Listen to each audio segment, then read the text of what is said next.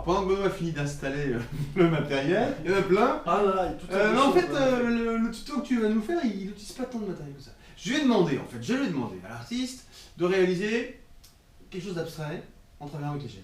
Exactement, parce qu'on s'est aperçu que cet acrylique était vraiment, qu'on pouvait mixer toutes sortes de choses, mais en limitant sur un ou deux gels, avoir des effets très sympas, et puis rendre sa pâte plus onctueuse, mais on va voir tout ça. Voilà, et le but c'était pas que vous ayez l'impression qu'il fallait acheter 200 gels différents pour réaliser une œuvre avec plein d'effets différents. On peut travailler les effets, c'est ce qu'il va faire avec peu de matériel. Bien sûr. Allez, pardon, c'est bon. Allez, c'est parti, on y va. L'acrylique, c'est cette matière qu'on vous a présentée précédemment, hein, ce gel de texture. Donc ce gel de texture que vous pouvez trouver neutre. Et chez Liquitex, dans ce gel de texture, ils sont venus mettre plein de matières, des matières à effet.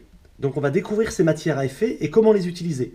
Alors pour les explorateurs, on l'a vu précédemment dans un autre film, vous pouvez jouer la matière seule et incorporer des matières, tandis que là, le fabricant les a incorporées pour vous. Donc vous avez la garantie d'une matière qui va très bien se conserver dans le temps, qui ne va pas altérer vos couleurs et que vous pourrez ainsi utiliser beaucoup plus facilement. Donc ici par exemple la pierre de lave, cette pierre de lave que vous pouvez appliquer seule, donc on va se retrouver avec ici cette résine acrylique qui enferme un grain légèrement noir et légèrement pailleté. On peut l'utiliser sur ses surfaces directement, on peut l'utiliser sur sa couleur. La laitance blanche ici que vous observez disparaîtra au séchage et révélera un grain beaucoup plus noir et une certaine paillette. Et puis on peut aussi l'incorporer à la couleur. La couleur, selon si vous avez un pigment transparent, la paillette noire va plus apparaître. Si vous avez un pigment plus couvrant, la paillette noire va disparaître au cœur de la couleur et se révéler un peu plus en surface. Donc ce gel que vous pouvez utiliser sur vos surfaces colorées, ou en inclusion dans vos couleurs. Donc là, c'est l'effet pierre de lave. On va essayer une autre matière. Ici, un gel avec des flocons blancs. Dans ce gel avec des flocons blancs, blanc sur blanc, on va plutôt essayer de tester ça sur un fond noir. Cette résine blanchâtre va sécher et vous verrez bien apparaître, bien sûr, ce grain blanc sur ce fond noir. On va regarder ça aussi sur la couleur, superposition sur votre couleur. Et bien sûr, cette paillette blanche qu'on peut mélanger, elle aussi, au cœur de la couleur. Donc là, on est dans un médium flocon blanc. Donc là, ça peut être l'idéal pour avoir des rendus un peu pailletés de ces fonds. Un aspect peinture un peu craquelé. Et puis sur des tableaux un peu comme l'hiver, l'effet un peu flocon de neige. Là, ça peut être très sympa. On va avoir un autre effet aussi, perles de verre. Donc là, ce sont des toutes petites perles de verre qui ont été mis dans cette résine acrylique. Donc là, on va avoir un petit grain très très rond qui va ressembler un petit peu à du grain, j'allais dire des gros grains de sucre, un petit peu comme du givre, et puis faire des effets aussi, faire des effets un peu plus glitters, hein, presque une petite paillette, comme si on venait consteller sur sa couleur des petits diamants, voilà, des petites perles de verre qui vraiment vont prendre une belle brillance. Hein. Puis cette colle acrylique, cette résine acrylique va légèrement se soustraire pour révéler le relief de la bille. Et puis on va en avoir un autre, un peu plus classique, un peu plus connu de vous tous, qui est le gel sable, un gel à structure. Donc là, avec un effet un peu plus sablé, qu'on peut utiliser seul, qu'on peut bien sûr aussi superposer à sa couleur, et qu'on peut mélanger bien sûr au cœur de sa couleur. On peut introduire sa couleur dans son gel de structure à effet et avoir une couleur qui va se retrouver comme ça, complètement granuleuse, complètement pailletée, granuleuse avec mon grain sable, ici pailletée avec mes pierres de lave, avec mes noirs et mes argentés, ici tachetée avec mes flocons blancs, et puis si on le mélange avec nos petites billes de verre, avoir un rendu là très lumineux, de petites perles rondes au cœur même de ma peinture. Alors, après ce tour d'horizon, on a tout ce qu'on peut faire et tout ce que nous proposent les fabricants. Qu'est-ce que tu vas nous réaliser, toi? Alors, ici, on va réaliser un tableau un peu plus abstrait avec deux textures. Avec un sable résineux, avec cette résine mélangée au sable qui va nous donner une accroche un peu crépie. Et puis après, avec notre pierre de lave, on va aussi révéler quelques grains, quelques structures, et on va pouvoir jouer avec la pâte et jouer avec la couleur. Super, très bien. Ok, c'est parti. On va utiliser le gel sable en sous-couche.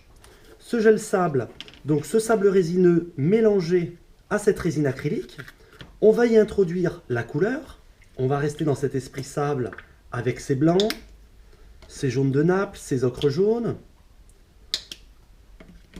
Et on va vraiment jouer là avec notre couteau sur notre couleur et garder un petit aspect un peu taloché, un peu gratté. On vient jouer avec la tranche du couteau et on va faire comme ça une grande zone, une zone de réserve assez souple. Et là vraiment on cherche l'aspect taloché, le grain, vous l'entendez d'ailleurs ce grain là sous le couteau.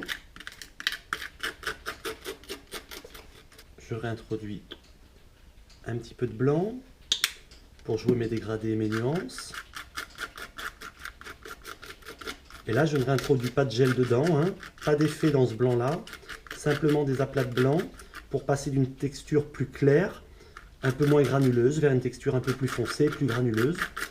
Je vois aussi la progression dans les matières.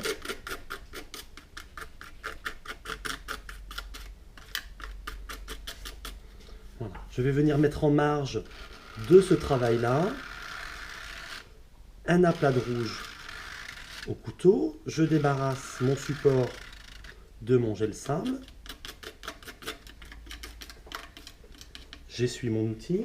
Je viens réintroduire ma couleur. Là, j'ai choisi un rouge assez dense.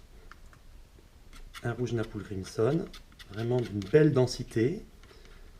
Si j'ai envie d'avoir une couleur beaucoup plus pigmentée, plutôt que d'utiliser la basique, je pourrais utiliser la Heavy Body, hein, vraiment l'extra fine, très très riche en pigments. Là, je vais jouer simplement avec ma pâte. J'aurais pu décider d'avoir une pâte beaucoup plus brillante en introduisant un gel brillant.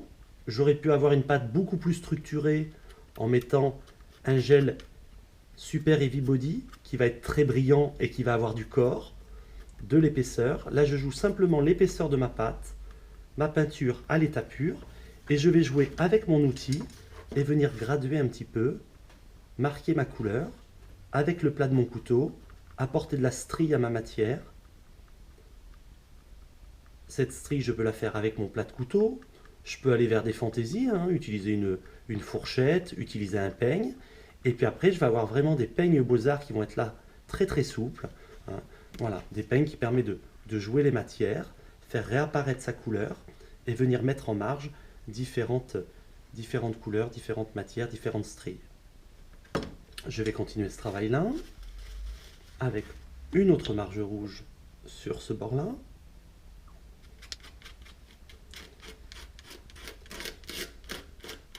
Là, j'ai décidé de garder mon grain sable dessous, donc qui va remonter et qui va altérer ma couleur, qui va m'empêcher de bien aplatir cette couleur, de bien la lisser.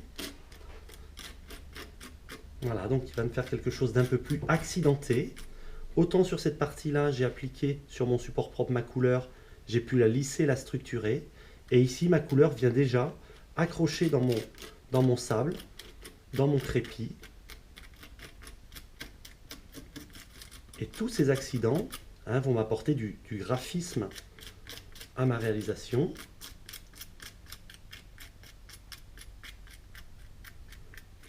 Je vais maintenant incorporer un deuxième gel à effet, le pierre de lave, le lave noir, que je vais disposer sur mes rouges dans un premier temps.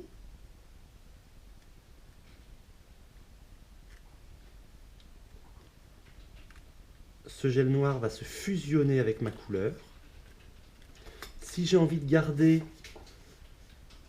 un noir très très dense, je vais l'appliquer plus soigneusement ou attendre le séchage de ma sous-couche. Je vais jouer maintenant avec mes rouges, mes beiges et incorporer des noirs pour avoir des variantes de gris.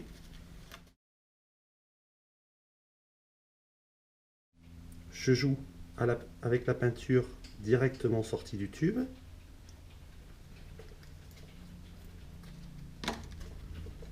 Je peux jouer mes mélanges avec mes brosses plates.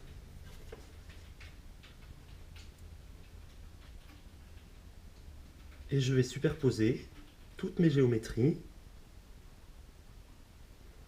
en restant sur cet esprit un peu timbré, hein. On travaille sur ces petits rectangles, ces superpositions de carrés. Travail très abstrait, mais là on peut aller vraiment partir sur la silhouette d'une ville, hein, sur des structures d'immeubles. Voilà, là on joue simplement sur la couleur, ces formes géométriques, mais si on a envie de donner du signifiant en effet, hein, on peut penser là un petit peu à nos buildings, à nos lignes d'horizon. Là je reste volontairement sur ce travail-là, sur un travail abstrait pour révéler les matières, jouer les effets de sable, de pierre de lave, sur mes 2 gels résine, sur mes 2 gels acryliques à effet.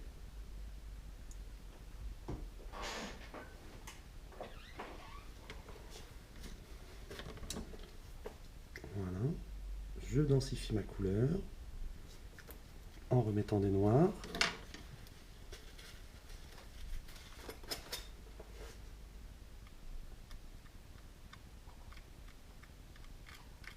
Ce travail au couteau, hein, là l'avantage de cette résine acrylique, c'est qu'elle est très très souple, elle s'étale très très bien, on retrouve vraiment les sensations de glisse qu'on peut avoir avec la peinture à l'huile, mais bien sûr là avec des temps de séchage très rapides. C'est tout l'avantage de cette peinture acrylique, qui est une peinture un petit peu de la spontanéité.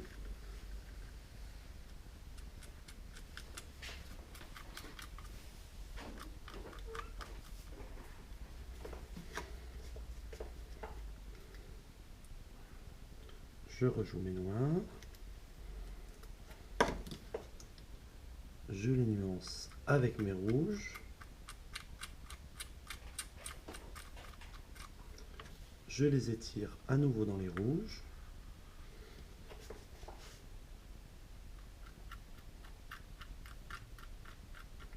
On peut jouer avec cet acrylique, jouer avec les shapers,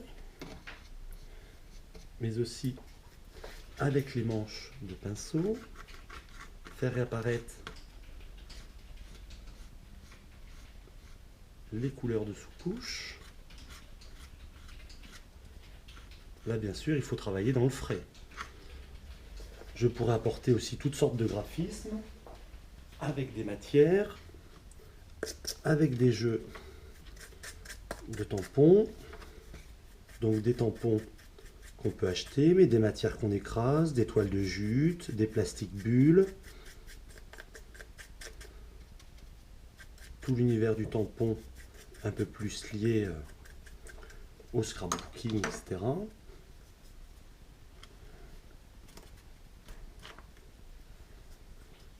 Je vais venir superposer mes traits, étirer mes matières.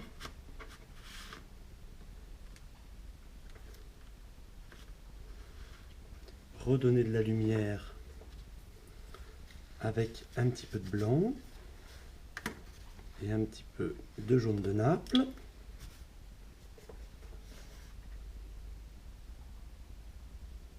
Voilà, des petites zones de respiration, hein, où là on travaille juste sa couleur, juste la pâte de son acrylique. On étire les matières.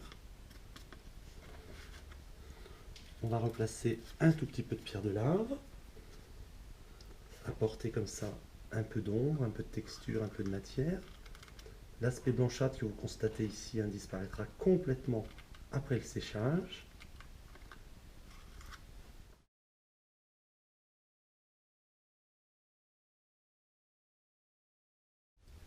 Je vais remettre un petit peu de blanc pour redonner un peu de lumière et contrebalancer les petites rayures qu'on a ici.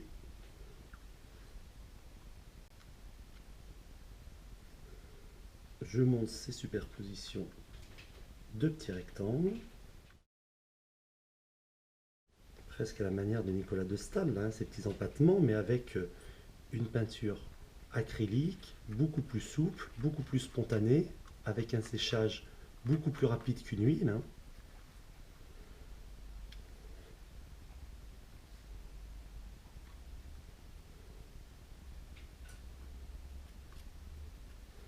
Donc voilà, une petite réalisation abstraite avec 3 couleurs, hein. Nos jaunes de Naples, nos blancs, nos rouges, et puis 2 médiums à effet pierre de lave noire, effet sable. Voilà le rendu de ce tableau. Bon, ça y est, c'est fait? Ça y est, c'est fait. C'est sec? Ça a eu le temps de sécher, Ouais. donc on s'est aperçu que cette laitance blanche de l'acrylique Ouais, ouais, a ouais, complètement, super. complètement disparu. Et puis on s'aperçoit très vite, on rentre dans un univers très ludique, hein. On l'a montré dans le petit film, avec ses jeux, ses outils. Mais là, le gros avantage, c'est qu'on n'a pas joué les explorateurs, on a joué plutôt la sécurité. On a pris un gel fait par un fabricant, avec des produits calibrés, qui Oui. sont, bien sûr, qui vont Oui. très bien durer dans le temps. Là, pas d'histoire de moisissure, pas d'histoire de développement, de quoi que ce soit. machin, Non. décollement, Voilà. machin. Là, on a vraiment une garantie fabricant, hein, pour tous les artistes professionnels. Là, c'est vraiment... Ah, ça fait bien la garantie différence, d'un bon ça. produit. Ok, super. Oui, parce que l'explorateur risque de... Voilà, on est dans un travail un peu plus spontané. Ouais, plus de un peu risque, entre guillemets, plus de ouais, risque. ouais, bien sûr. Sauf qu'un artiste professionnel, il va vendre à un client, il va vendre à un musée, il va s'engager sur la qualité de son œuvre et sur la pérennité de son œuvre. Donc là, il faut être sérieux. On n'est pas là pour s'amuser. Hein. Bon, ok, super. Bon, de toute façon, vous avez au moins un tuto en plus qui vous permet de vous lâcher et puis de prendre connaissance avec ces différents matières. Merci beaucoup. Merci. À très bientôt. Salut.